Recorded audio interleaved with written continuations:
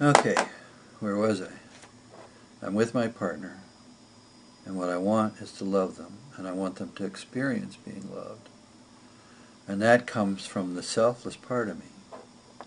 Okay? I'm not thinking about myself, I'm thinking about them. And that's how we do selfless love. You know? And maybe I have wants and needs, and I can be aware of those, you know. And if I'm young and I'm not as mature as I might otherwise be, and being nearly 70, I can look back at my life and I can look at years and years and years and years and years in which I was this way. So in a certain sense, you know, if you're young and even middle-aged, don't expect your lover to understand all this stuff. You know, it's sort of a mutual thing that you can get into if you want to really understand how we're created to love and cooperate. Sorry, I threw that in. Not sorry. Anyway, so what am I doing? Well, I can think about myself and my own needs, or I can think about them and their needs, or I can bounce back and forth, you know, depending on what I'm doing to them. Because I'm a man, and I have learned through women, and thinking about women taught me, what women taught me, that they need to be warmed up from the inside out. What do? Well, I call it singing. I sing to them. And of course I don't go, volare, you know. I just talk about them. I talk about how I feel about them, you know, and of course that's that thing they want. Remember all that romantic stuff that women want? Well, there's a reason they want it. They want to experience love in the deepest part of their own inwardness. They want to know this. And so I talk to them, and I sing to them, and I tell them how important they are to me. And I have to really feel it, you know. If I make it up and fake it, they're going to know it. I don't care how good you think you are as a gigolo and a romantic guy, and how you're going to get to the bar and you're going to score some sex and any of that whole kinds of stuff. We're talking about people who want to have real intimate relationships, and part of a real intimate relationship is the truth. The truth. And part of being able to express oneself and one's feelings is having some self-knowledge, so that we are a little bit the master of what we feel, you know, and think. We decide to participate in our own inner life in such a way that we bring our will to play in there, and we determine things that we feel and think. Now, what's a good way to appreciate this human being that I want to love and I want to tell her about how I love her? Well,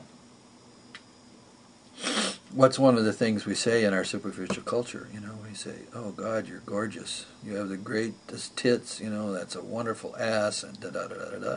And people can talk about the form of the meat. But that's not where the woman lives. She's sort of made that way, and one can get into the sort of how it is that women look different from men and all the rest of that. There's some interesting questions there. And the guy Rudolf Steiner said some really interesting things about that. But that's not what I'm talking about. I'm talking about you're with this person that you love, and you want to know them. You want them to know that you love them. And how do you to engender in that itself? Well, you have to see them. Well, where's the them? Well, the them is not the shape of the mate. The them is not the shape of the carnal body. That's not them. That's their body. That's what the garment that their soul and spirit wears. You know? And men and women are different this way. You know, it's one of the differences between men and women. And remember, these are generalizations, and they have limits to how broadly they can be applied. But here I'm just trying to get you to think about a certain thing, which is that what's the essence of this person that you're involved with. And without doubt, when we become attracted to a person, there is this physical element. And when you're young and you have all these youthful bodies, it's wonderful. But when you're older, it doesn't really work anymore. And if you stick in a relationship and you love this person, you don't love the body anymore. You don't love it the way you did when you were 15 or 25 or even 35. And of course, remember I might have said something about men who don't get older. You know, we have this phenomenon where the rich guy gets the trophy wife. He gets the younger wife, and that's because he's forgotten how to love. He's not loving the person he's with, the woman who bore the children and gave him 25 or 30 years of his life. He's loving the bimbo. No, he's not loving the bimbo. He's loving himself. Get it?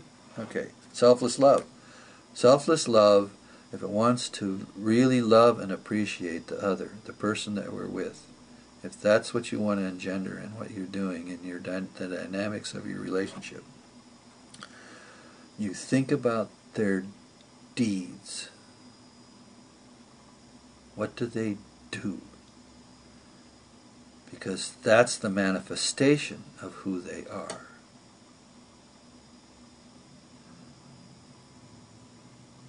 Okay?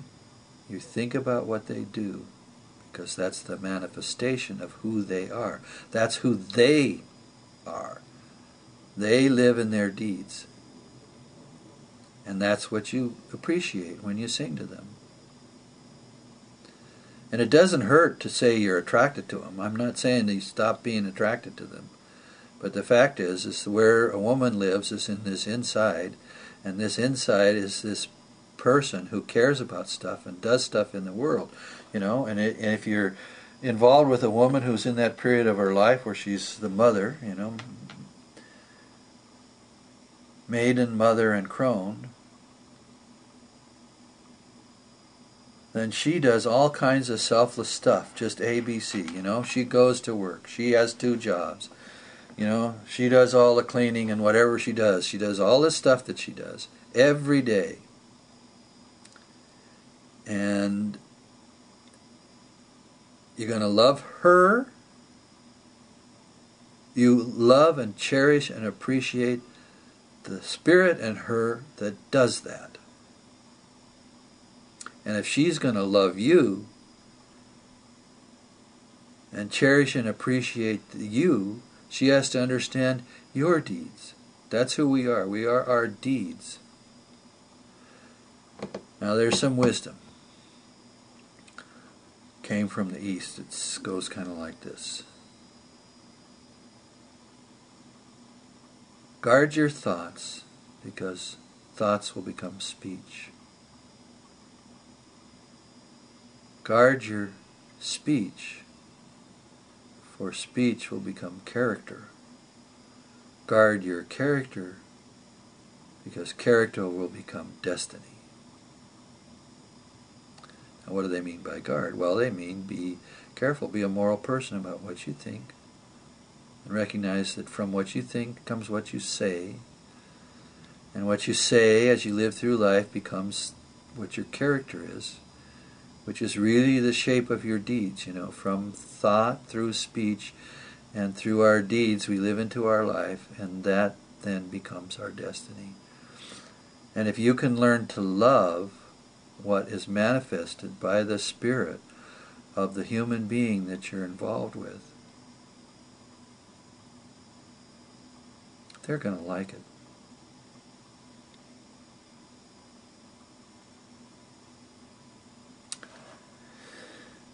Enough said about spirit, soul, and body, at least for the time being.